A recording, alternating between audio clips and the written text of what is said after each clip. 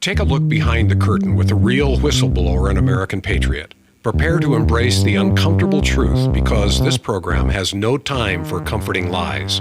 Here is civil liberties enthusiast, Second Amendment defender, and recovering FBI agent Kyle Seraphin.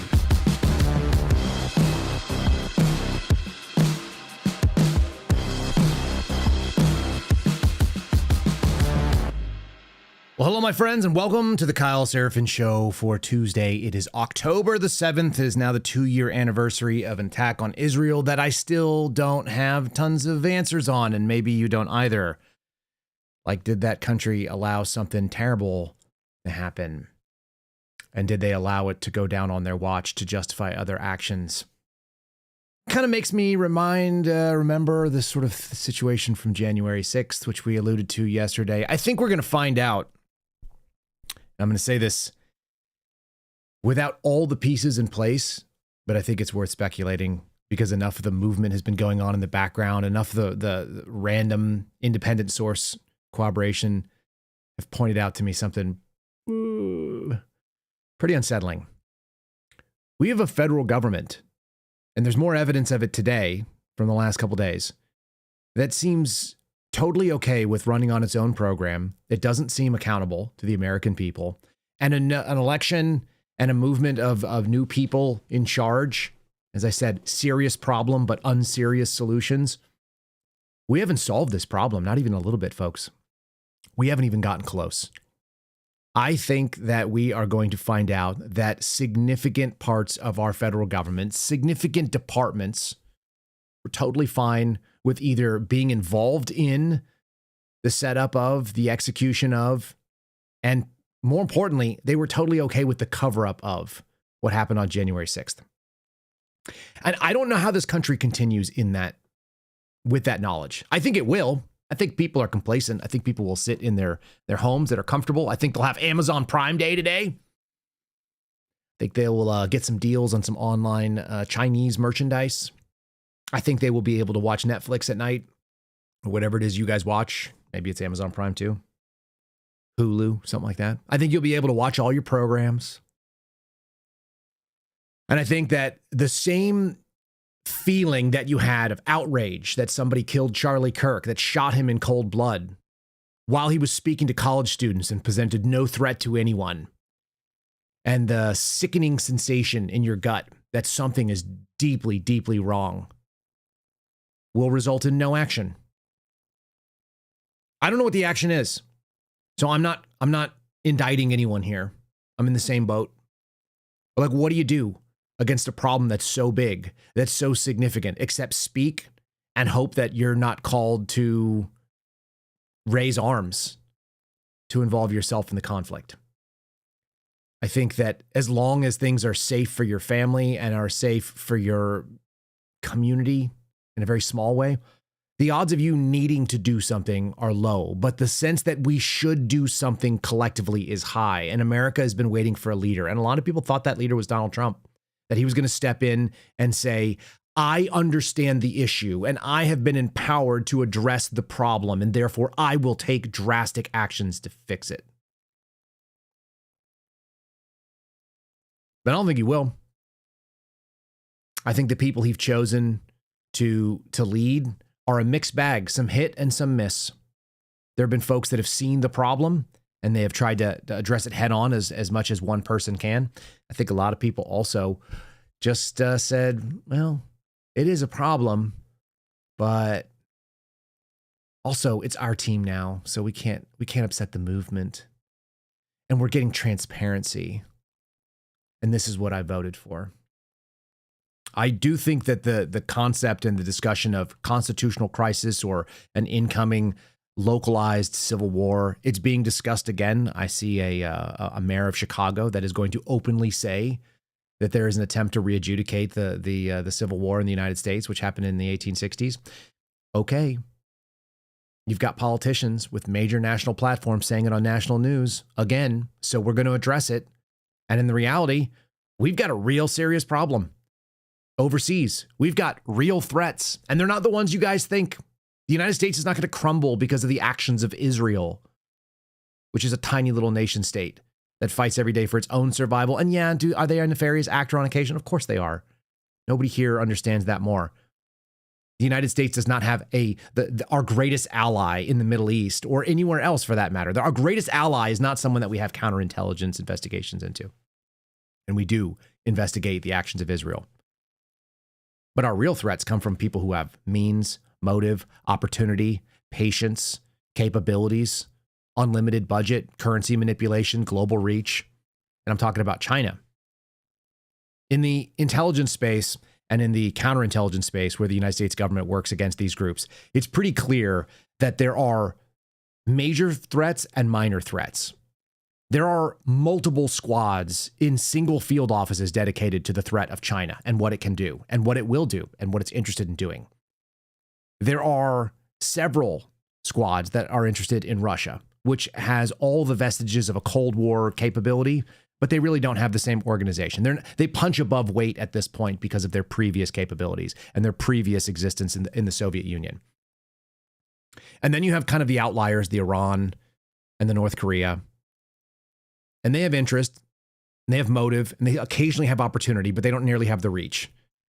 And then you have what they call global counterintelligence, and that's just everybody else. That's the Cubas, that's the Israels. They're not the biggest threats. I'm just going to tell you right up front. They're not. And the resources allocated to them are commensurate with the amount of threat they have.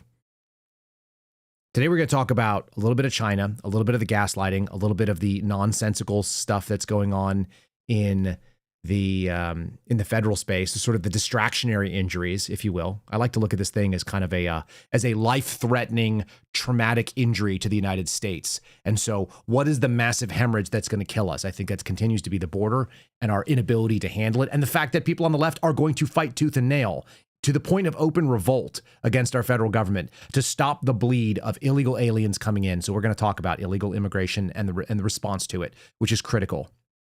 And then there's the long-term threat from external danger and our inability to have serious people actually address it.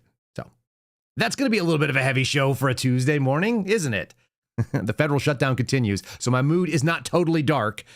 The federal government is continuing to point out that we don't need them. But it doesn't mean that there's not some threats out there. Let's do a quick little read for our friends over at Silent. The bag right now I have is in. It is stashed away, and here we go. The folks over at Silent remind you that your phone is a tracking device. That is why mine is currently sitting inside of a Faraday case and waiting for the end of the podcast. Government agencies, big tech, corporate data brokers, cyber criminals, they all want a piece of your digital footprint. They don't ask, they just take it, simply hold on to it, and then they can sell it to the federal government, which makes it even scarier. And that's why Silent exists.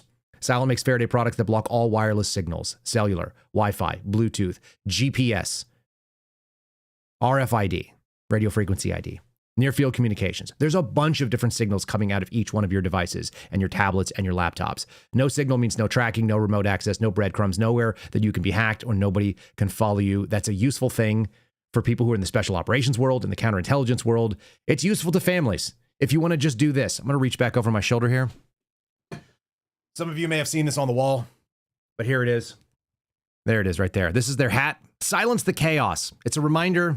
It's an opportunity. Maybe you want to silence the chaos. You can go to silentslnt.com/KYLE. It's a cool hat. It's a cool message. Reminds us that there is a lot of noise in our background. If you guys want to be able to protect yourself from both the incoming and the outgoing RFID, or maybe you just want a moment of silence and peace in your life, drop your phone into a Faraday sleeve and shut it down. Get off the grid. Get completely silent and make yourself invisible to the outside world. slnt.com/KYLE. Every product I've seen from them has been thoughtful, clever, well-designed, and really worth the money, which is not always the case for these things. I got another one sitting on the desk right here. For those of you in law enforcement that are looking for SSE bags, this fits into a pocket and can actually grab all of the devices that you might need to exploit if you're in the law enforcement world and you don't want people to shut down their comms and escape justice, whatever that may look like.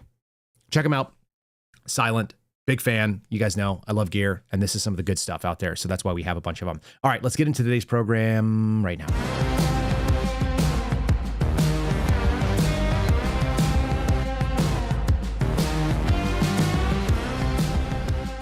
And to reach back over my shoulder and replace the hat. The hat goes on the wall, otherwise there'd be a blank spot over there and it would bother me. It would be an eyesore to me. Let's get started with government shutdown. Let's start with some good news. Is this good news? Feels like it to me. My buddies who are still working in the government told me that they are not too worried about a government shutdown.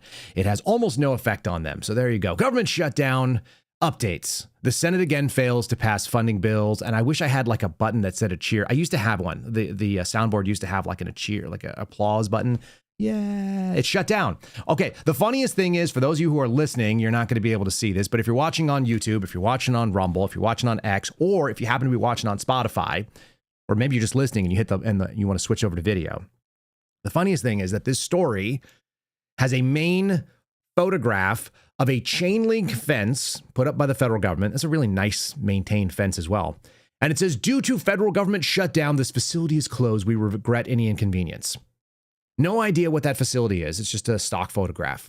But the thing that makes me laugh the most is our federal government shuts down facilities all the time. And they did it in this way to show us that their official sign, with all the billions of dollars that they piss down the toilet of our money,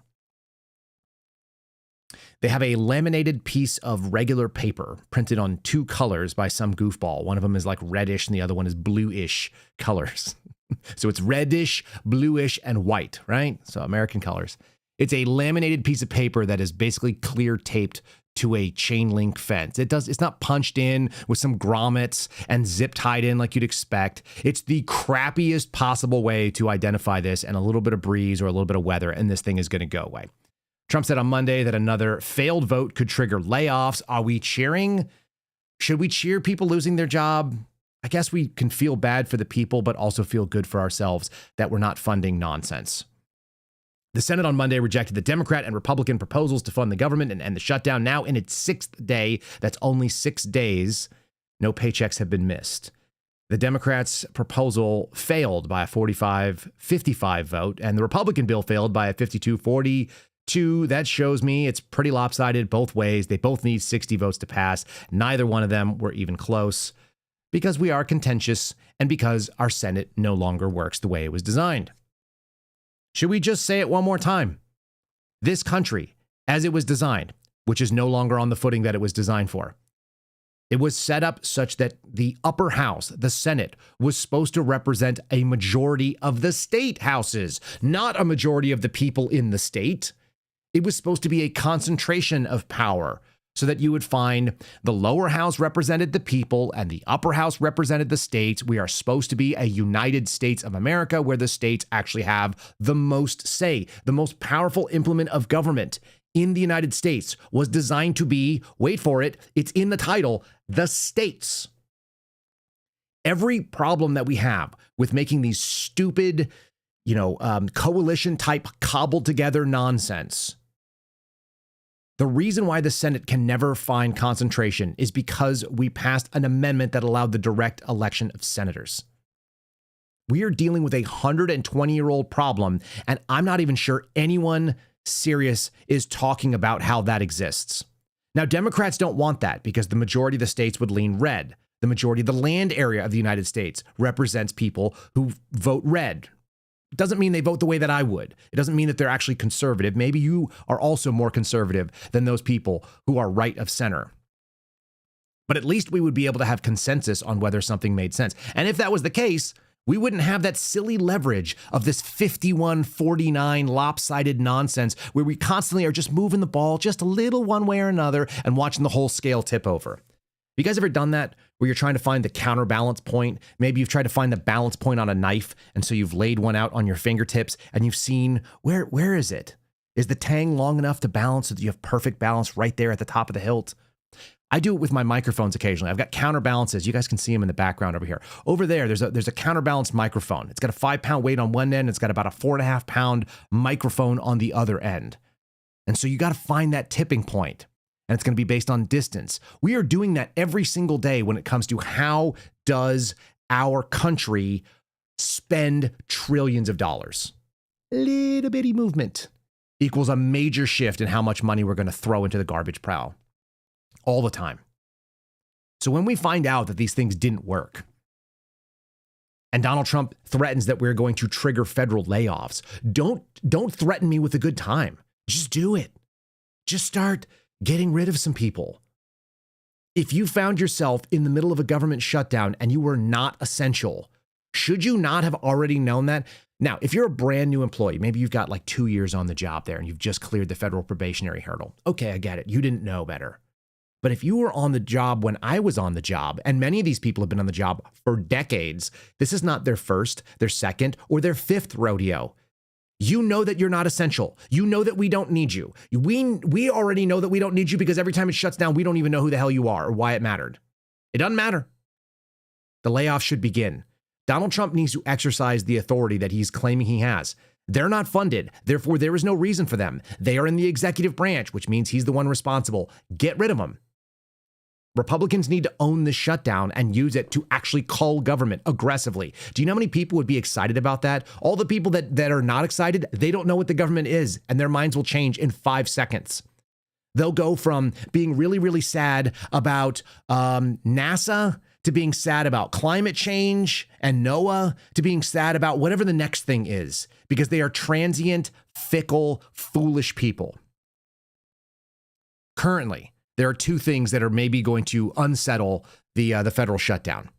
And what's crazy is, I don't know how many of you guys are involved in air travel every single day or on a weekly basis, but I bet you it's not a huge chunk of America that does that. It's actually pretty expensive to go out and fly.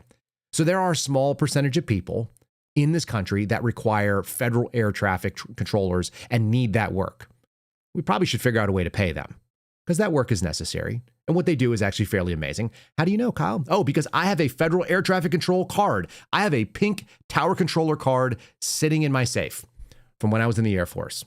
And I've maneuvered aircraft around. It's the only time when an E3 or an E4 can get on a microphone and tell a colonel or a lieutenant colonel exactly what to do, and it's a lawful order. Kind of fun. There is a story going on. This is a CBS story saying that there's some sick outs going on. Air traffic controllers. This is how they brought down the last government shutdown. They called in sick because they're mandatory federal workers. And part of the deal is when you sign up to be part of an essential job, you agree to do your job whether or not you're getting paid.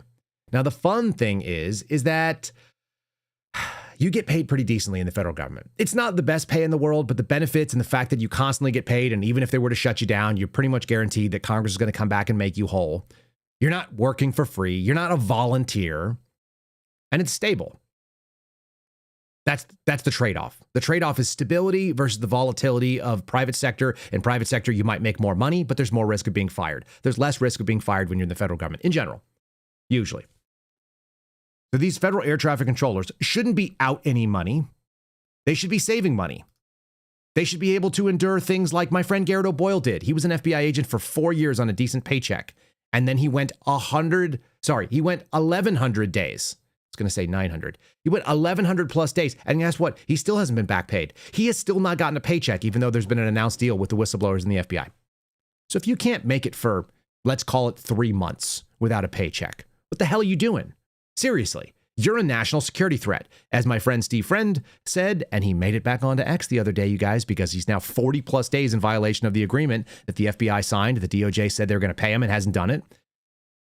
He pointed out, if you're a federal employee, and you are worried about going to a food bank when you've not even missed a paycheck yet, if you're doing sick outs because you're trying to use the only pressure you have on a federal government, you work for the people, and you're not working for the people if you do that. That seems like a national security threat. That seems like a risk to our national security if you can't pay your bills and you are not even a paycheck away from having something fall off the rails. Because now the Chinese can come in and bribe you. The Russians can come in and bribe you. Hell, the Israelis could come in and bribe you, since we're talking about small threats or big threats. The people that have any money. You know what transactional espionage looks like, people? When we would go and investigate folks who we believed may have been involved in espionage, selling secrets of the United States government, which is your secrets, by the way. They just protect them for you. When we would investigate those people, it's 5 figures. It's $10,000 to $80,000 at a time, depending on how good the stuff was. You're not making millions when you're selling out this nation. That's what you found out. That's what I found out. That was maybe the most unsettling thing that I found out about working counterintelligence. Transactional espionage is $10, $20, $30, $40, $50,000 at a time. And people are happy to do it. They're willing to sell out the lives of their countrymen, the secrets of our nation, our technologies, give dangerous information that's going to result in who knows what. And they're willing to do it for like half a year's pay for some folks, maybe less.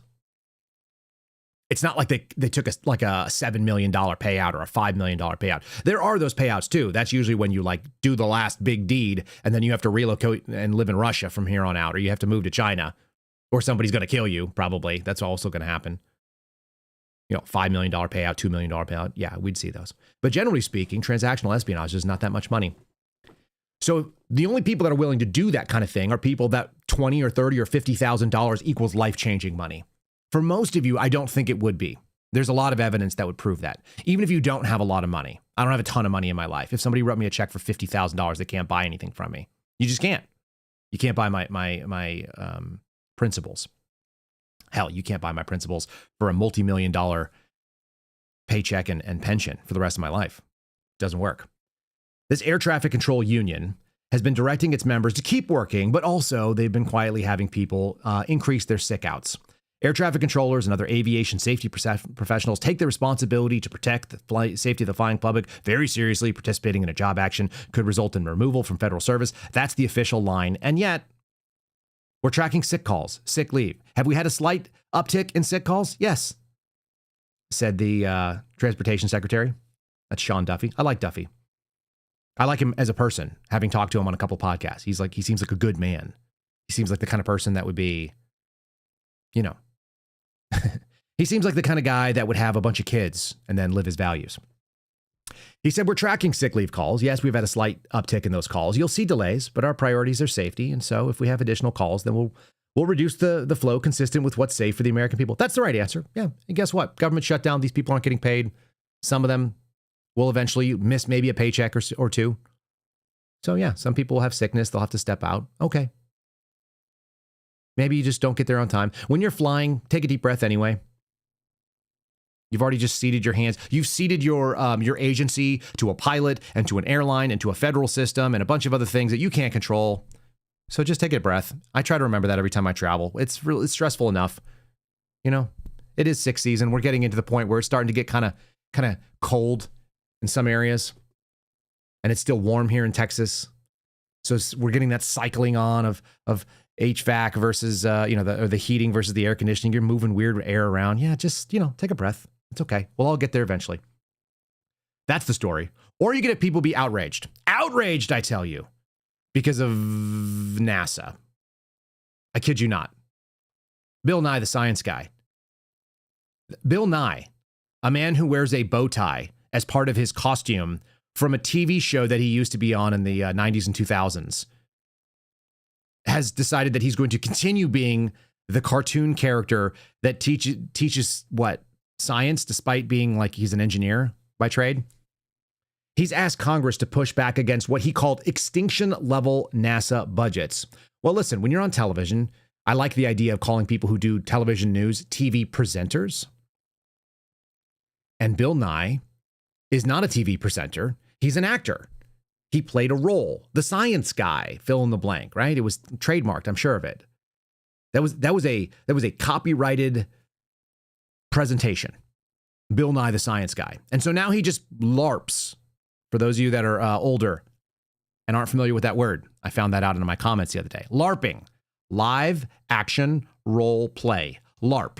To LARP is to pretend to be something, to be an actor, but not on a set, but in real life, as you walk around, you pretend to be a guy who's being a guy. It's the old, I'm just a dude playing a dude disguised as another dude sort of thing. For those of you that are fans of the movie Tropic Thunder. The Trump administration has proposed a 24% cut to NASA's budget. Why would they do that, you think? Is it because we actually have proven that the private sector is able to do things that our government is unable to do? And maybe it's with subsidies and maybe it's with contracts and so on. But wouldn't you want to go to the people that are getting the results?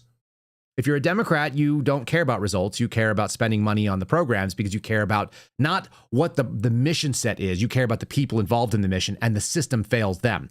But theoretically, if you're relatively conservative, you actually just want to have output. And if it costs you less money to get the same output, then that's what you do. That seems reasonable. One of the most well-known names in science. Oh my God, this is just such a great article from ABC. He's one of the most well-known names in science. Bill Nye, the science guy, in air quotes, because that was his TV show, is pushing back against the Trump administration proposing budget cuts.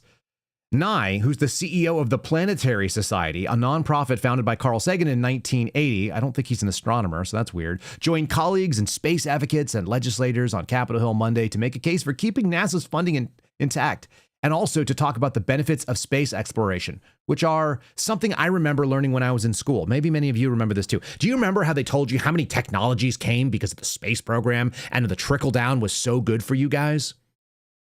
You remember that? I do. I'm not sure if any of that was true. It seemed like government propaganda. The older I get, it's like, wouldn't they have eventually made these discoveries? Oh, Velcro. We have Velcro now, so kids can, not have to tie their shoes or whatever the heck it is. We wouldn't have accidentally come across this stuff. The Trump administration has proposed cutting NASA's budget by approximately 24% in fiscal year 2026. The agency's total budget would decrease from $25 billion to about $19 billion. I'm doing rounding here. And those cuts would impact the agency's planetary science, earth science, and astrophysics research funding, which all form NASA's Science Mission Directorate. It's organized in directorates. Okay. Well, what if we made a deal where it said, yeah, we're happy to have Dipping Dots ice cream funded still, but we're not going to pay for transgender surgeries in Uganda? Didn't we have this whole group of things that we're spending a bunch of crazy money and we shouldn't have? And here's the thing. Bill Nye is hyper competent. He's a person that we can really trust when it comes to talking about important issues in science. Remember, he also said that we should vote for Kamala Harris because we needed to because of climate change. And having Donald Trump would mean that we would not be able to defend ourselves against a climate which didn't have any named hurricanes hitting shore in the last month and the first time in about a decade.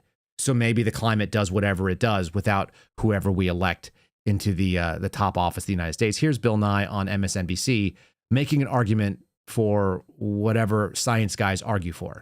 As we often call it, this plan has no plans to address climate change, no plans for long-term dealing with these sorts of problems. If you have young voters out there, encourage them to vote. People say, what can I do about climate change? If we were talking about it, associating it with big storms like this, that would be really good. But the main thing is vote. Thank you. And Bill, very quickly, how much of an impact do you see climate change playing in all of these explanations that you've given us? How much do you see climate change as being a part of that? Oh, it's no question, everybody. Look, in climate science, everybody has been studying this for years. Everybody has been commenting, scientific papers have been written about how warm the ocean is around the Florida Peninsula. And it's this warm water that is driving these storms and enabling it to have to intensify so quickly. Everybody, be careful out there. Let's get through this. Let's make it to the other side, he said. That's Bill Nye, who got a degree in mechanical engineering in the late 70s from Cornell, a undergraduate degree, the Bachelor of Science as a mechanical engineer, talking about climate and weather. Doesn't mean you can't know things when you don't have a degree in them. That's silly. Of course you can know things, you can learn things. But to refer to him as the science guy and to say that he somehow is like the number one advocate. By the way, they list him in his bio as being an actor and a comedian. I think those are all true. He also dresses like he's trying to be a cartoon version, like a tall, stretched, skinny version of Ben Stein. Do you guys remember Ben Stein? I actually met Ben Stein once. He had a TV show, Win Ben Stein's Money, where he was very amusing. And he was that flat affect teacher from Ferris Bueller's Day Off. He was also a speechwriter. And he worked with what? I think he worked with Reagan. Does that sound right? Pretty sure that's the case. I'm like looking over here, his writing career, political career. No, he worked with Nixon. He was a speechwriter with Nixon and later on with Gerald Ford. There you go. Ben Stein. I would suggest to you that Bill Nye is a cartoon version of what Ben Stein presented as a caricature of boring teachers from the 1980s. And he's doing it in 2005, unironically. So we're going to talk about actors, obviously. And I'm going to talk to you a little bit about some really important actors who are taking a stand for free speech. And we're all going to get to this bigger problem, which is that I think we're screwed for a lot of reasons, but I don't know the answer to it. And I don't like not knowing the answer because sometimes it's really obvious. In the meantime, let me tell you something about my friends over at Patriot Protect. We're going to do a quick sponsor read. They sponsor our program. I'm going to give you guys some real world examples. It's scary easy for criminals, scammers, cyber criminals, and so on and so forth to access personal information about you that can actually harm you. Your family's home address, your phone number, your workplace, even members of your family who are not living in that house can be accessed with a couple of clicks. These data breaches that happen all the time are going to expose certain information, but people search websites and data brokers can actually take the threat even further. They can harvest your personal details like, again, address, phone number, family connections, publish them online, and then make them available to whoever, nefarious actors or otherwise. Patriot-protect.com/KYLE is the service that we use. It's Patriot Protect. Use promo code Kyle at checkout. I think you save 15% on the annual subscription. I have a story that's coming up talking about Chinese server farms and talking about someone who was a senior level Trump official in the Department of Homeland Security, whose name, phone number, address, and cell phone number I was able to access in under 2 minutes because of these data broker websites.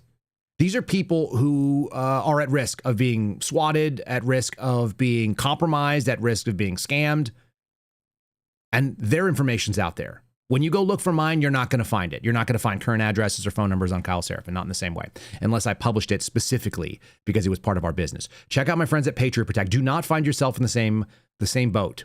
It is scary easy to find people, even prominent people, that way. And I do it all the time, including folks that are working in national security and law enforcement. Patriot Protect. There's a link in the show description, patriot-protect.com/KYLE. Protect yourself, folks. It's just easy, it's inexpensive, and it's worth doing. Let's talk about actors. Let's continue on this vein. And here we go. Actors. Rob Reiner. Decades-long film career. From This Is Spinal Tap to Spinal Tap 2. A new article released about this man. Why is it so important? Because Rob Reiner spent 40 years advocating on the left, and he very desperately and aggressively cares about free speech. He cares about being able to protect Americans' rights to say what they wish. Right? That's what they care about. That's what actors care about. They care about civil liberties. And he and other famous actors, they all were absolutely appalled that the Biden administration was totally okay with stifling your ability to speak freely online. They were appalled by that, weren't they? Oh, wait, they were actually encouraging the stopping of what they called misinformation and disinformation and malinformation, which is my favorite piece here. Malinformation is the best version. Those are things that are true, but they're inconvenient to a government position or narrative. We tend to trade in malinformation very regularly here at the Kyle Seraphin Show. Rob Reiner is very upset that something bad could happen, and Americans need to defend all things, and that's why he's stepped up to be part of the solution. He's worried about our First Amendment. He's worried about Jimmy Kimmel suddenly, out of the blue. I'm sure he's also probably worried about climate change. He's probably worried about Bill Nye's ability to speak too. Here he is telling something that I think is very funny, but he said, well, we'll do this, and then I'll read a little bit from this story here. Well, Jane Fonda has started the committee, the First Amendment, and this committee is a reboot of the committee that her father was a part of in the 50s. You mentioned McCarthyism, to push back on McCarthyism. So the Hollywood community is very much aware of their First Amendment rights being impinged. We saw what happened to Jimmy Kimmel. We saw what happened to Jimmy Kimmel, and so we're well aware of what's happening. But our job now as communicators is to start communicating to the rest of the country to let them know what is going to happen to them. The two big things that an autocrat needs, they need control of the media, which is what they're trying to do, and they need military control of the streets. And that's the other thing that we're seeing. So we're in it right now, and we're sliding downhill in a very, very fast way, and we have to find a way to stop it. And I believe the way to stop it is to educate people who may not understand what democracy is. They may not know what the impact of losing it is. We have to explain it. Us storytellers have to explain to them what they're going to wind up with if an autocrat has its way. Yeah, he's got to tell you what democracy is. It's his job as a storyteller to tell you how America works. Since releasing Spinal Tap, Reiner continued acting. He's gone to direct more than a dozen feature films, following in the footsteps of his father, Carl Reiner. One of the biggest and funniest and most beloved actors, writers, and directors of his day was a time in his life when the younger Reiner wanted to change his name because he didn't want to be in the shadow of his father. He may have wanted to be like his father, but he also felt that his father didn't get him when he was young.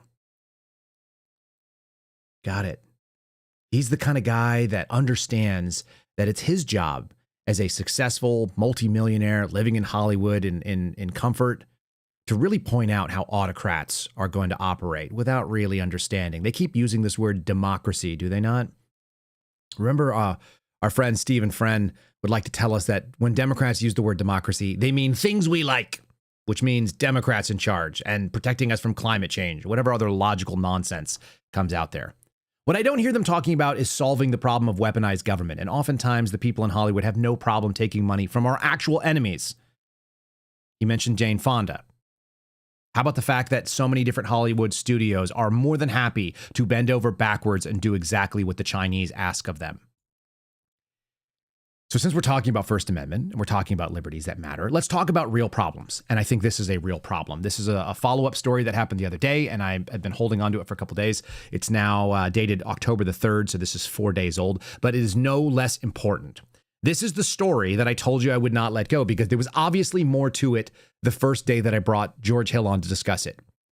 China was behind the massive nationwide SIM farm network that directly affects American critical infrastructure.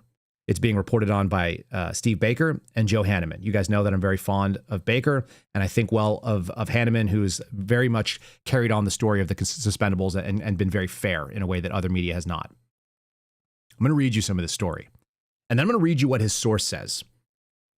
The discovery of SIM farms that threatened cellular networks in New York City is only the tip of a massive nationwide network being run by the Chinese Communist Party that poses an imminent threat to critical American infrastructure and has led to terrorist attacks, including SWAT hoaxes at the homes of national leaders, the Blaze has learned. Sources inside the Department of Homeland Security and the U.S. intelligence community have stated that these SIM networks were operated in the United States as early as 2004. I'm going to get more to that in a second, because it tells us that the people who should have known know nothing. And the amount of money that we spend on the actual threat is instead being used for political purposes, and that should be justification enough to shut down some of these stupid agencies in this time of shutdown.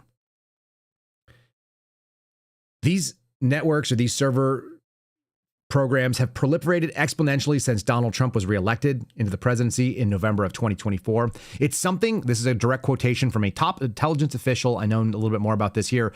This is something that is a direct threat to our nation, and it needs to be shut down today, like ASAP. Only 5 of these have been taken down so far.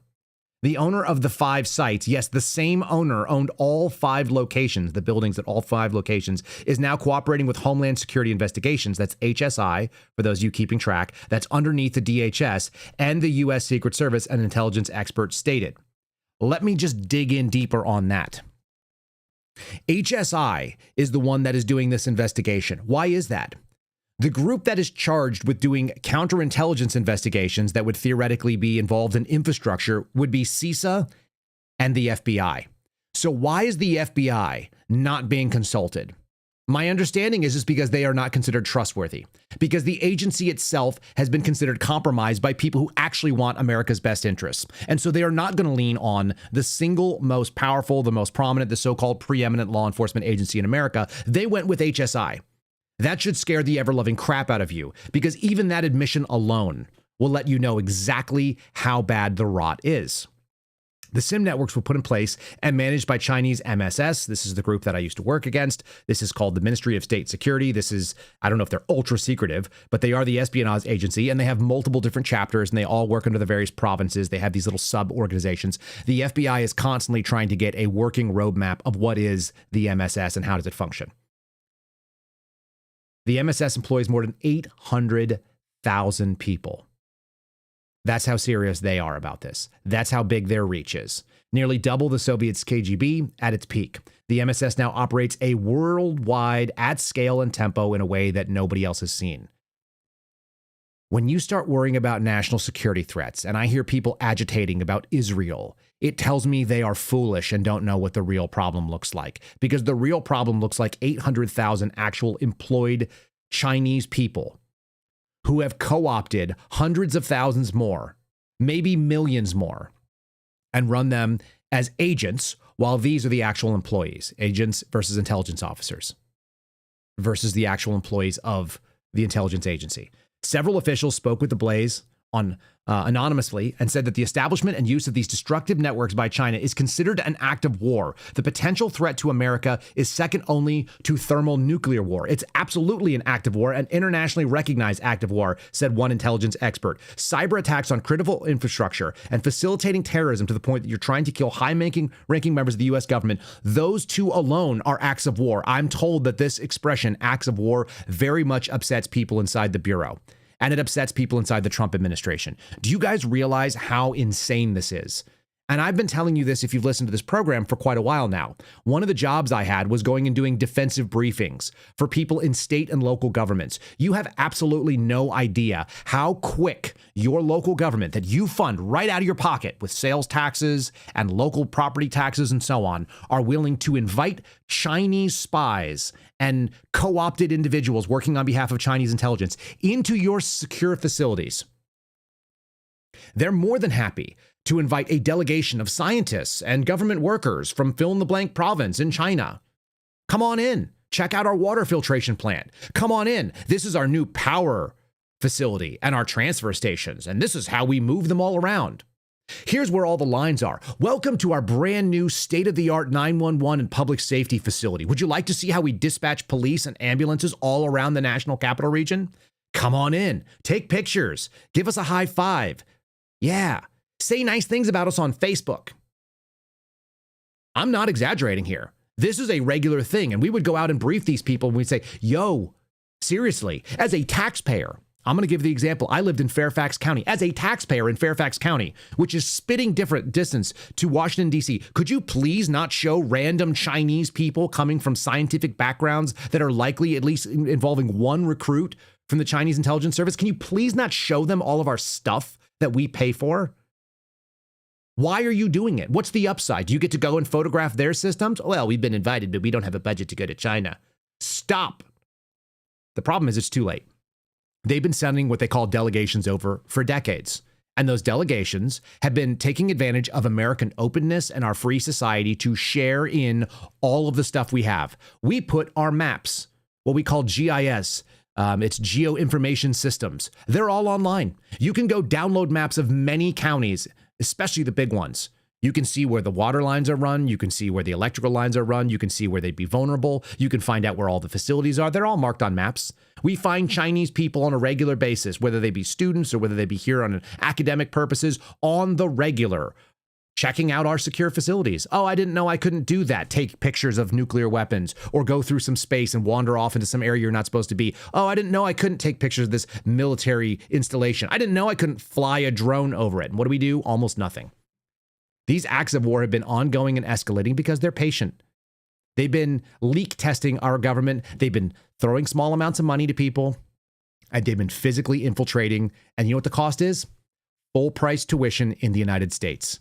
And Donald Trump went out and celebrated that we were going to bring in not just 300,000, but maybe 600,000 full price Chinese students coming in here. And we continue to send our manufacturing over there. It's Amazon Prime Day today.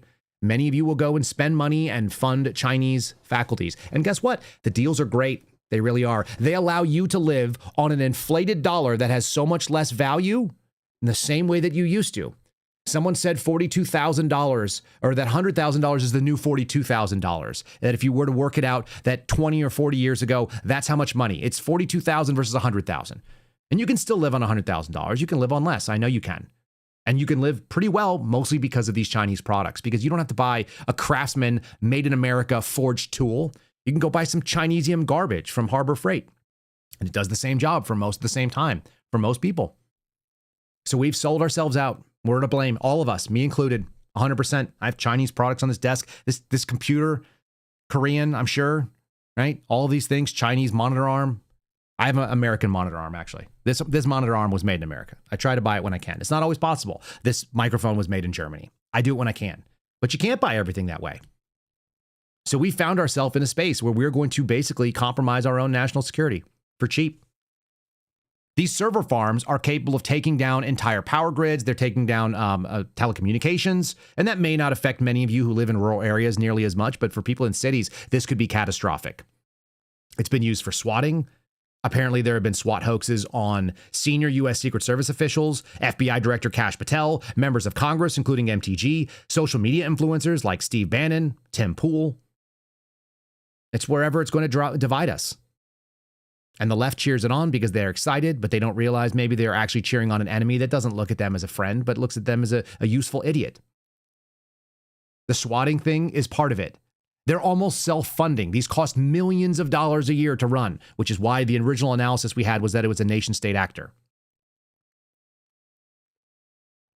No U.S. intelligence or law enforcement agency detected these secret networks, nor did the three major carriers like U.S. T-Mobile, AT&T, or Verizon. And apparently, and this is part of the way it works, we've had them on our program. We had Patriot Mobile is one of them. There are a number of different facilities and companies that can go out and buy access to all those towers. They sell tower space, which means that you're not going to have the original networks. They may have visibility to what the SIM card is, but they are selling huge swaths of their data out to other people. So the fact that everybody's trying to make a buck and cut it all up means that you end up with the possibility of the Chinese getting in there. Maybe entire Chinese companies, you know? How many different cell phone companies have you heard of that are not one of those big four? Those four own all the towers, so everyone else is a subcontractor. Homeland Security investigations has disrupted 5 of these SIM farms. They've grabbed more than 300 co-located servers, more than 100,000 SIM cards in each. The potential for disruption of our nation's telecommunications posed by this network cannot be overstated, said the Secret Service Director Sean Curran. The U.S. Secret Service protective mission is all about protection, and this investigation makes it clear that we have bad actors that are imminent threats to our protectees. Right. But this is what our FBI is supposed to be doing. And what are they doing instead? I'm going to tell you in just a moment. They're doing something completely different. Remember, here was the release with almost no information. Apparently, there could be as many or as few as 60 of these sites. We found 5. There could be as many as 100 or more. Every major city in the United States is a likely place for these things to be. Here was the New York field office Secret Service director or special agent in charge of New York field office making a statement. And this is the one we played a while ago. Again, listen to how gently he says this. And he doesn't talk about this being a nationwide international cyber war capability. We are making this announcement as a matter of public interest, given timing, amount, and concentration of material recovered during a recent Secret Service protective intelligence investigation. Following multiple telecommunications-related imminent threats directed towards senior U.S. government officials this spring, the U.S. Secret Service began a protective intelligence investigation to determine the extent and impact these threats could have on protective operations. The investigation led us to the New York tri-state area, where investigators discovered tens of thousands of co-located and networked cellular devices capable of carrying out nefarious telecommunications attacks. These devices allowed anonymous encrypted communications between potential threat actors and criminal enterprises, enabling criminal organizations to operate undetected. That should scare the ever-loving crap out of you, because what they're saying here, citing a senior intelligence official who goes nameless, this could be the tip of the iceberg. It's shocking that there may be upwards of 100 or more of these sites everywhere in the United States. There's probably at least 60. The SIM card, or the subscriber identity module, is that tiny little plastic card. It's embedded with silicon chips. They're found in credit cards. They're all over the place now. It has a tiny little processor and memory circuits that store subscriber information and your device ID and authentication code, so it allows the cellular service to access it. They can store text messages. They can run applications. These things are apparently all being run remotely and from outside the United States. So why is our FBI not on that?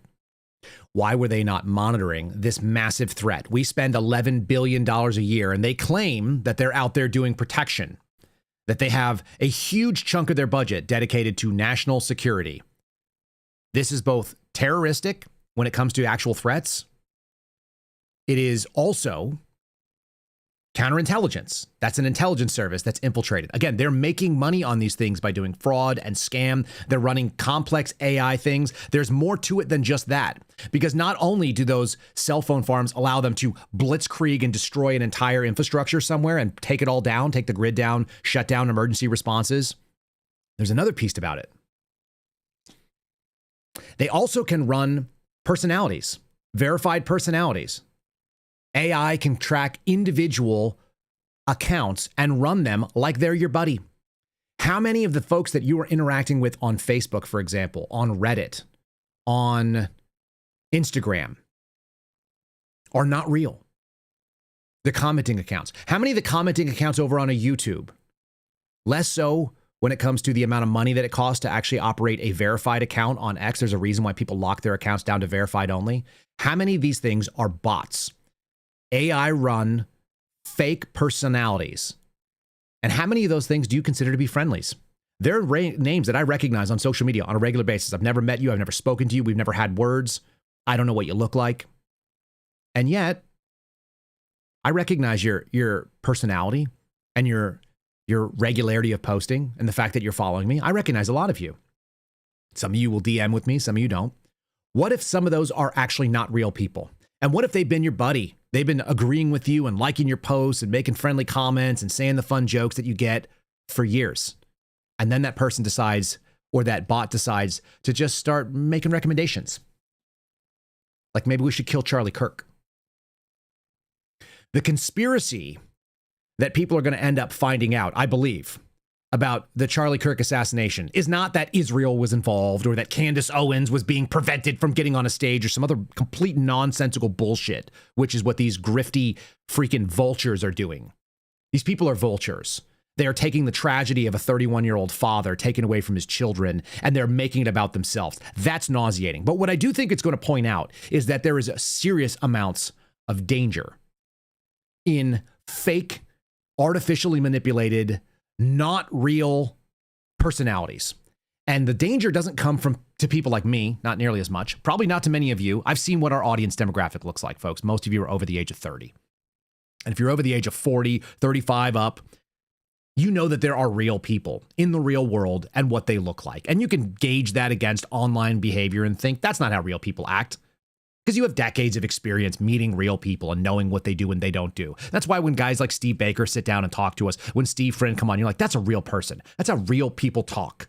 That's not an actor. That's not a presenter. That's not Bill Nye the Science Guy. That's not Rob Reiner or Jane Fonda or some other fake thing that's out there with virtue that's not real. They're regular people. They probably shop at a regular grocery store. They probably sit in a real restaurant and they're really actually nice to the real waitress that comes by. You know, a real person. But what if you don't have that experience? Because we've got a lot of kids out there that are growing up online. Not mine. Hopefully not yours. But how many of them are out there interacting with chatbots? We did a story here where several children killed themselves because of their interactions with a not real person, a chatbot like a chat GPT or a Grok. Is that not the scariest damn thing you've ever heard? That kids don't even know what real looks like, so they think that this personality that's generated by a computer is straight up nonsense. It is one of the advantages that people who are older have. Real world life experience. The downside is that they also have the life experience of a media system that wasn't 100% weaponized against them. So for all you folks out there in my chat, and yes, I see you guys claiming that I don't like boomers. My favorite people in the world are boomers. My parents are boomers. I'm closer to boomers when it comes to the experience than people that are like a couple years younger than me, because I grew up in the real world too, in an analog life. You guys have a little bit more trust in the media, or at least historically you did. Probably not if you listen to this program, but generally speaking, the population over the age of 50 has an inordinate amount of trust in the bullshit presentations of folks that have curated your news feed for you. But at least you know what a real person does and doesn't sound like. And I would suggest to you that that's where we get into real danger. This is Anna Paulina Luna, who I have very low respect for. I think she's not very bright. I think she's too young and too dumb to be in the position she's in. That's my personal opinion. You can love her. I don't really care. She's talking about what the real threat looks like. And she's so close. I think what you're going to find out is that there were people online that were involved in the assassination of Charlie Kirk, that were actors that were motivating and goading and grooming and helping along the actual shooter. And so the thing that we can't really come to grips with in this country, it's really hard for us to do that. The thing that we cannot come to grips with is that someone at 22 or 21 years old decided to bolt out a rifle and throw it up on the roof and lay down and shoot a man that he never met because of like rhetoric that he didn't understand and he thought was dangerous because of stupidity. But the odds are is that there were other people in his corner whispering in his ear. That's how the devil works. The devil tells you that your dumb ideas are good ideas. The devil lies to you and says that thing that you know is wrong, it's really not that wrong. Isn't that the way that Eve took a bite out of the apple? And what's funny is you always get another bite at the apple, especially when those whispers keep popping back up. Before I play this Anna Paulina Luna clip, I want to actually divulge something that happened yesterday. And I don't always do this kind of stuff, and I'm not going to be real specific with the advertiser because I don't need to embarrass them. But I had a gold company reach out to me again. And they said, we'd really like to partner with you. They went through my advertising agency. We'd really like to partner with you, Kyle. I go, okay. Well, can you send me what the pitch is and what the copy looks like? And so I can understand what your company's about. And I went to the company's website and immediately, in like 3 seconds, I identified the exact scam that we've been calling out here on this show. Semi-numismatic. Things that are both newly minted but fake scarcity. The gold IRA program. The same shit that I've been telling you guys that is a theft of the audience. And anybody who's willing to go out there and put them out there, they should know better. And I know better. But they offer a lot of money for whatever it's worth. They always offer a lot of money. They always will give you another bite at the apple. And I think that's what happened in the Charlie Kirk situation. I think we're going to find out that the alleged assassin, Tyler Robinson, had people chirping in his ear. And I bet you some of them were not real. They were chatbots and they were fake personas developed by either a foreign nation or otherwise. Do you guys understand how dangerous that is? So we're going to play Anna Paulina Luna, who is an imperfect messenger of this, but it's worth hearing. And then we're going to talk about what the FBI was doing instead of actually going after the real threat. For this, you heard it. Since 2004, these things have been set up. So for the last 21 years, during the war on terror, we ignored, as a federal Bureau of Investigation, that means we as a federal government, which means we as a taxpayer that funds them, didn't find the single scariest thing that can go out there that could shut down our comms grids and change the way of life for every urban city, which would be catastrophic and dangerous. And instead, they were doing some bullshit. They were looking into the phones of Republicans like Lindsey Graham. I'll use Republican. I think he's the real Republican, as you guys know. Before we get to this Luna video, I keep teasing it out. I don't mean to, but let me just say, follow us on Spotify. Let me do an ad break right here for Spotify. KyleSerafinshow.com is how you guys get to our Spotify channel. If you haven't checked it out, do so. Let me just say this like very transparently. The Spotify ads that you guys are listening to in the audio format, so if you're listening on Apple, if you're listening on Spotify, if you're listening on iHeartRadio, whatever, make sure you're liking us over on YouTube. Make sure you're liking on Rumble. We appreciate all that. Subscribe to those channels as well. They definitely are monetized and we make some money off it. But the Spotify alone actually pays the rent on this house and the bills for running the entirety of this home, including our studio. That's what you guys are getting. So you guys are consuming those ads passively. I am very grateful that you guys are listening to them as much as you do. And I don't know if they have any value or not to you. Maybe they're telling you a program you like, or maybe they're telling you simply don't. But it paid the rent here. So that's why it's monetized like that. And for those of you that tolerate it, I very much appreciate you guys tolerating it. It is an income stream that's worth us having here. Here's Anna Paulina Luna. Without further ado. Yes, she is easy on the eyes, relatively speaking. She's also really hard to listen to for me because she sounds like a bimbo. She sounds really dumb, but she's talking about China. There's been a lot of questions as to whether there was foreign government involvement. In which one? In the assassination of Charlie Kirk, right? Okay. So we're going to address these theories right now. Back during the ICE riots, do you remember all of that at the beginning of the year? Mm-hmm. A lot of people were like, where are all of a sudden these big violent riots coming from? Who's funding these organizations? We found out that there was a foreign funding tied to an individual by the name of Neville Singham, who's a multi-billionaire. And he made his billions by working with the communist Chinese government. And he would take, and he's not a registered agent, a foreign agent, which is a FARA violation. So he's taking these millions, funneling it into organizations like the Party of Socialism and Liberation, who then in turn create these very radicalized movements, but they're not even American in theory or funded by American people. They're actually funded by foreign governments. The irony in all of this is that Neville Singham, not just to Mamdani's election, so like Jews from Mamdani, but he actually also has ties to funding the Party of Socialism, the Salt Lake City queer group, which is now being investigated with former knowledge on whether or not they knew Charlie would be assassinated, who had ties to the shooter. So I do think that there's a foreign funding tie, but the question is which government, and I think it's tied to the Chinese. Yeah, I don't know what she just said, and neither does she. She said a bunch of words that were close to it. You can tell she's inartful because she's trying to communicate in a way that she thinks is articulate. And at the end of the day, I don't think she understands what she's talking about. She's naming somebody, which is our classic move.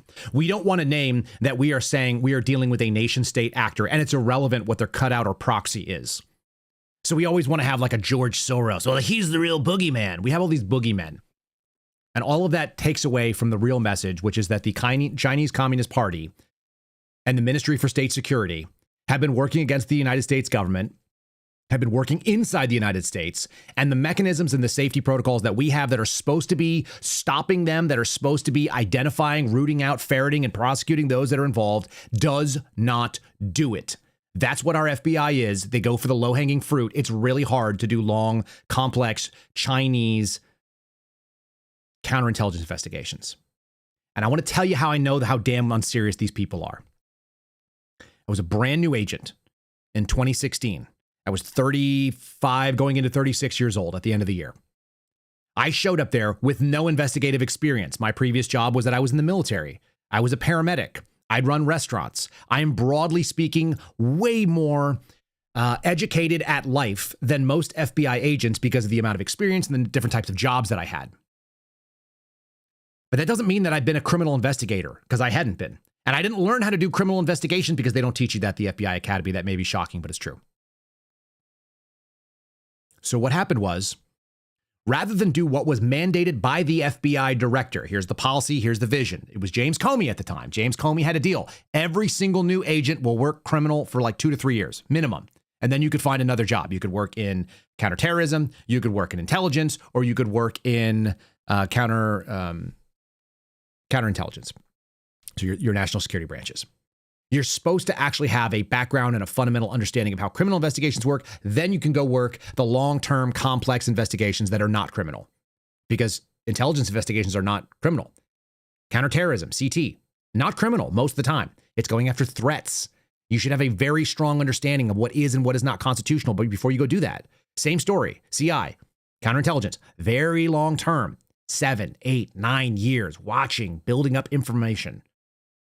Instead, they threw me into it right away. And I right away didn't understand it. The only upside to it was that it looked like it was unconstitutional, which is what I reported to Congress eventually. It's what I reported to the FBI right away. I was like, I don't think we can do this. We're doing BS like looking for people who are in the United States government that are emailing back and forth with a business person that has some tie to China that they don't know about. Meanwhile, the Chinese government is setting up freaking server farms, data centers, to farm out hundreds of thousands of online identities to capture our children, to instigate threats, to set up swatting. If they would SWAT MTG and people at the Secret Service and the director of the FBI, you think they wouldn't take out a Charlie Kirk? Because they benefit from chaos. It's the same thing that the Russians used to do. They don't have to favor one side or the other. They just have to favor us fighting ourselves so that we don't focus on external threats. So what was the FBI doing during this time? At least some of it.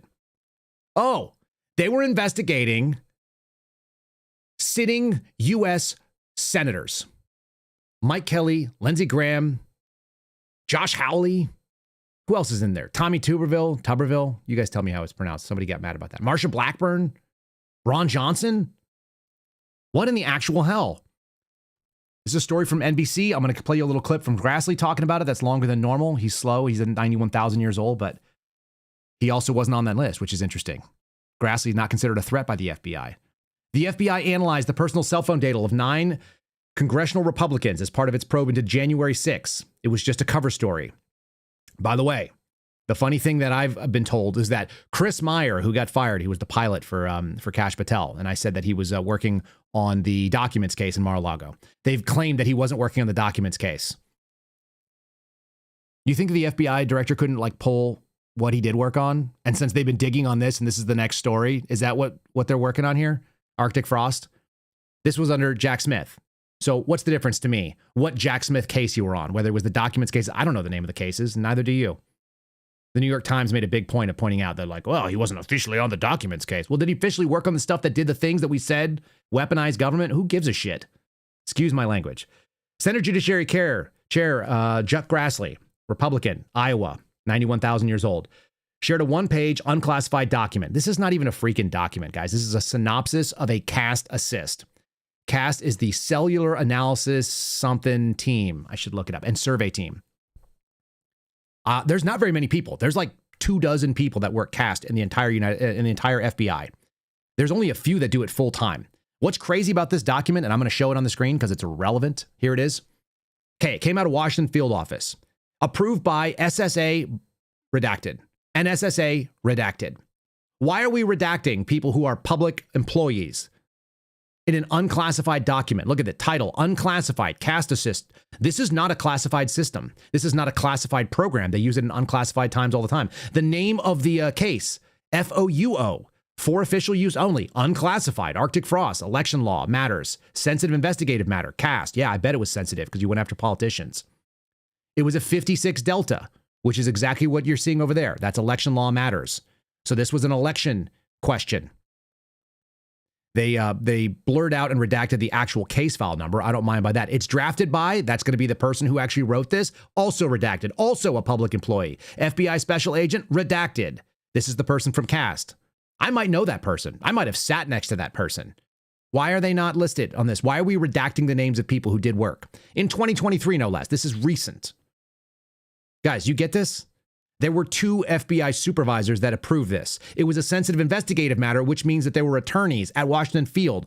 There are multiple attorneys there, what are called the assistant division counsel and then the chief division counsels. There's like 3 or 4 different division counsels. And they work specifically on national security matters and so on and so forth, or criminal. A lot of people said yes to this. A GS-15, an ASAC, an assistant special agent in charge, signed off on this. The FBI was totally down with this. They had no problem with moving forward and allowing our government to be weaponized. Here's Chuck Grassley talking about it. Solicitation of these telephone records, which I think emphasizes the political weaponization that was behind all this effort. And we're still getting more information. But we've released some records today, and I'll let Senator Johnson take over from here, and then each one of you colleagues can join in when you want to, whatever you want to say. First of all, I want to thank Senator Grassley. It is because of his relentless advocacy for whistleblowers that a lot of this information is surfacing right now. We wouldn't know about the list of 100 Republican entities that were targeted by Jack Smith's Arctic frost investigation. I don't think we know about this as well. So we need whistleblowers. I think Dan Bongino and other folks in the FBI, they don't know where all the records are hidden. They still don't. They're not necessarily getting 100% cooperation. But this is outrageous what has happened. I just want to give you a timeline. Let me just cut in right there real quick, Ron Johnson. F you, dude. All of you. The whistleblowers that got reinstated, they didn't get reinstated. The back pay that was supposed to be paid, it wasn't paid. The American Radicals podcast is running right now at this exact moment, concurrent to my own.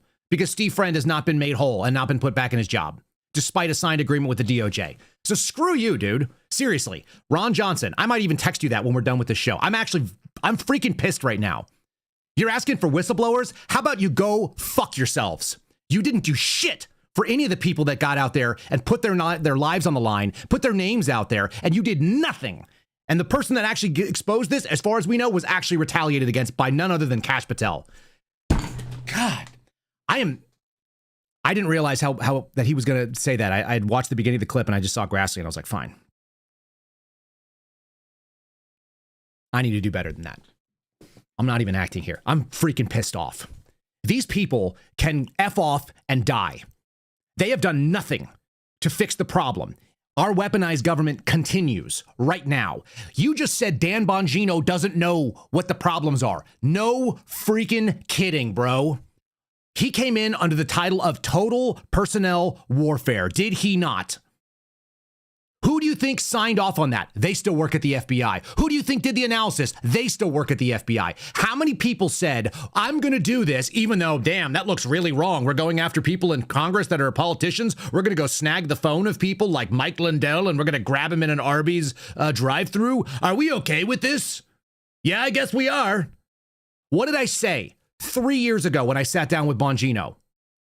I said that the golden handcuffs, the pension, and the paycheck leads you down an inevitable path that results in a freaking genocide, that our government will come and kill you. What are they focusing on?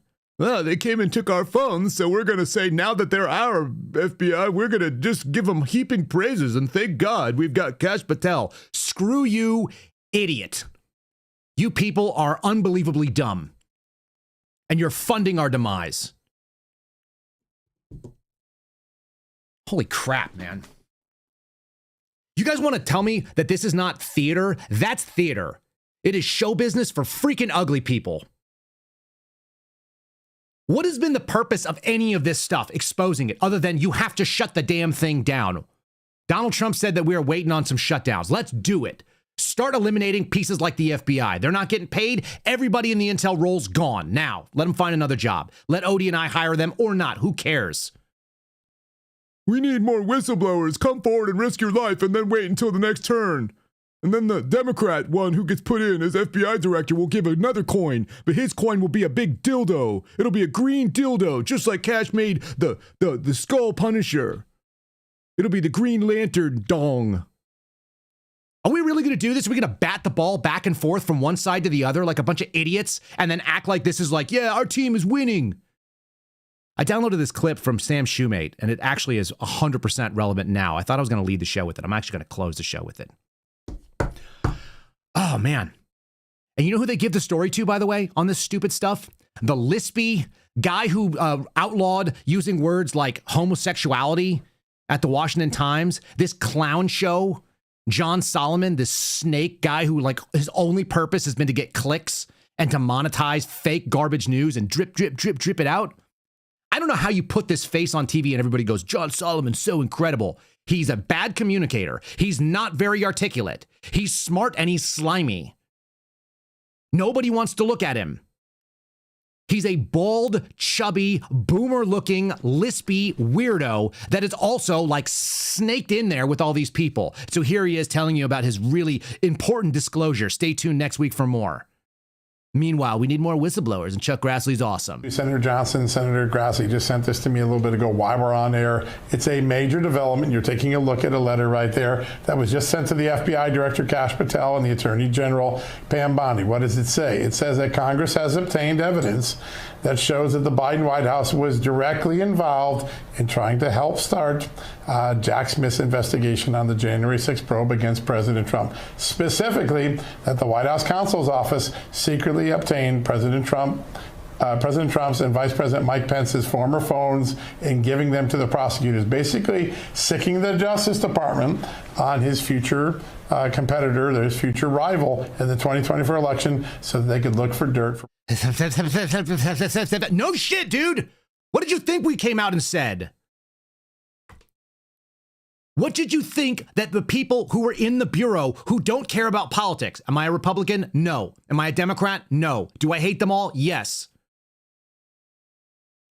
Our government was coming after people and setting us up for fake nonsense. I think we're going to find out really soon. I think in the next couple days. I don't mean to scoop the story for people that are out there working on this, but I'm pretty confident we're going to find out that not only did the FBI find out who the pipe bomber was, they covered it up and did nothing about it. And then you had guys like Steve D'Antuono go out in front of Congress. Yeah, I don't know what Colin Seraphin's experience is with bombs, but like the way I understand it, it was a viable device. Really? It was a viable device? We covered it last week. Nowhere does the word viability come into the play. So what the hell happened? How did you let multiple different governmental cabinet level departments? By the way, Donald Trump was the president on January 6th. Do you guys get that? Thousands of families were ruined. Hundreds of lives will never, ever be made whole. Joe Biggs, who I reached out, he will never be okay.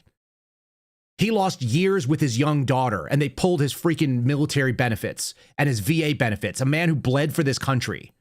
There's a bunch of them. How many people committed suicide, like Matthew Perna, because they looked down the barrel of what the government was doing and they killed themselves rather than face down going to prison for something that wasn't a big deal? How many? How many people turned to a life of crime because they were like, I don't even know what the system is. I am now outside of the law. And then we have this dipshit running the FBI, putting out challenge coins that are the Punisher, like he's a vigilante. I'm so freaking disgusted. I cannot wait for the federal government to never open again. And guess what? We won't even experience anything. Our cities will run.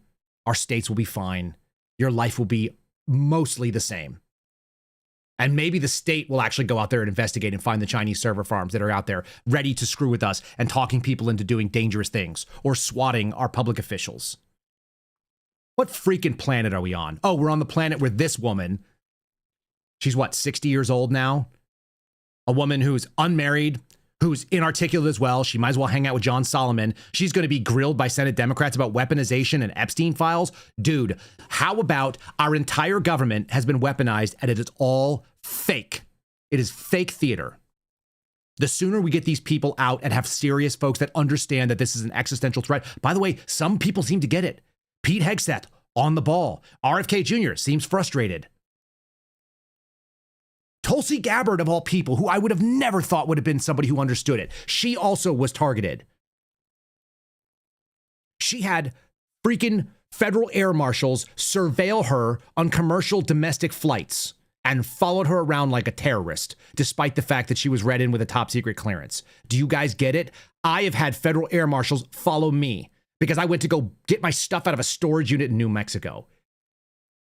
These people that are out there playing, these vultures that are picking over the carcass of this country, they make me freaking sick. I'm going to end with Sam Shoemate's take on this, which is that the Civil War is actually being declared. It's just not us versus them. It's really them being the federal government and all the people that are trying to play us and regular people. They're acting like your neighbor is really the threat. That is not the case. Your neighbor is not the threat. Your neighbor doesn't care. Your neighbor just wants you to mow your lawn. I'm incensed. I'm sorry. I'm going to have to, like I said, I should do better on that. For those of you that are still watching, if you're watching on Rumble or YouTube, give me a comment, drop a comment on your take too. Hit the subscribe button if you're so inclined. Like the videos if you want. Let me just leave you with my buddy. I like Sam so much.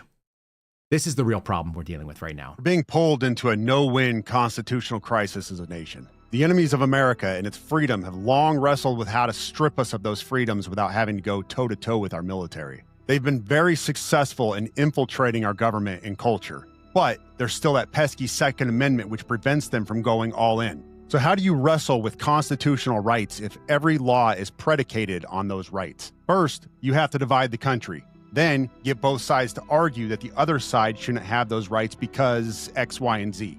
You create a constitutional crisis that grows so volatile that the people themselves demand Congress strip the Constitution for some and not for others. Before you know it, administrations have changed and the other side gets to take a shot at what's legal and continue stripping it. While one side screams about it, the other cheers. You go back and forth until there's nothing left. In the process, the Second Amendment no longer exists, and the only real roadblock between their agenda and an armed, free society is gone. Just like that. As the left digs its ideological roots deeper into communism, its goal is to radicalize as many youth as possible. They cheer on assassins, revolutionaries, and any other kind of terrorist behavior in the name of anti-fascism. They label right-wing organizations as terrorist groups and sink this into the brain of as many radicals as they can. They can do this because they own the education. Do you remember when the U.S. Army called National Right to Life, which is a pro-life organization, a terrorist group? What about the Marine Corps training that said domestic violent extremists were motivated by anti-abortion beliefs? The right then says these radicals shouldn't have constitutional rights. They demand the government use whatever means necessary to crush them and end their radicalization. Often with the argument that these other Americans shouldn't be afforded the same constitutional rights the rest of Americans have because they're actively opposing the Constitution. It's the same argument that our FBI made, and they haven't fixed this. The people who wrote these documents, the people who acted on these documents, the people who moved forward with the stuff that I disclosed as a whistleblower disclosure going back to 2021, early 2022, it has not been fixed. Symbols of patriotism have been criminalized in the thought process, and there's no criminal statute that backs it. It's freaking insane, people. We're dealing with insanity. And you've got one side acting like the other side gets to be able to do it. This is not the fight. The fight is not between you and your neighbor. The fight is between the people that are out there, obviously not doing real work. And the nonsense of this partisan theater, the hearings. We're going to have Democrats go out and grill Bondi. We're going to talk about how they investigated us. Can you believe it? What have you done to defund this organization that went and investigated you? Senators, you don't have to vote for anything. Leave it shut down. And when you decide to go pass a new bill, remove the Bureau from it. How about that? How about you fund a DOJ that has no FBI in it and they can all piss off? My buddies that work those jobs will have no problem finding another job because they're competent human beings with skill sets. And the people that don't have those jobs, that don't know how to go get another job, they should probably go work at freaking Wendy's and provide some service to the American people. This false sense that, oh, we're against each other, it's fake. It's made up. It's being egged on by clowns like this. Another freaking actor. Jon Stewart, legitimately, actor, comedian, presenter on television, playing a role. You just want that person to give you your country back because you feel that you're this country's rightful owners. There's only one problem with that. This country isn't yours. You don't own it. It never was. There is no real America. You don't own it. You don't own patriotism. You don't own Christianity. You sure as hell don't own respect for the bravery and sacrifice of military, police, and firefighters. Yes, I freaking do. And so do you. That's it for today, folks. How you like that one? Follow us over on Spotify.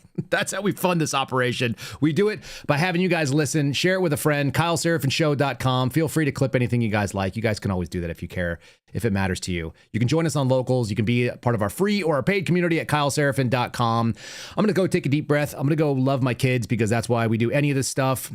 You guys are the other reason. Over you on YouTube, those of you on Rumble, those of you on X. Thanks so much for joining us. I very much appreciate it. I will see if I can do a raid over into the American Radicals, even though they didn't send me the link. Go listen to my buddy Steve Friend. I'm sure he's got some interesting insights. They're going to be talking about similar problems because we see it. We're not on anybody's team, and you can't buy us off. God bless you guys. We'll see you again tomorrow. Thanks for listening to The Kyle Seraphin Show, streamed live weekdays on rumble.com/Kyle Seraphin. Follow Kyle on Twitter, Truth Social, and Instagram at Kyle Seraphin.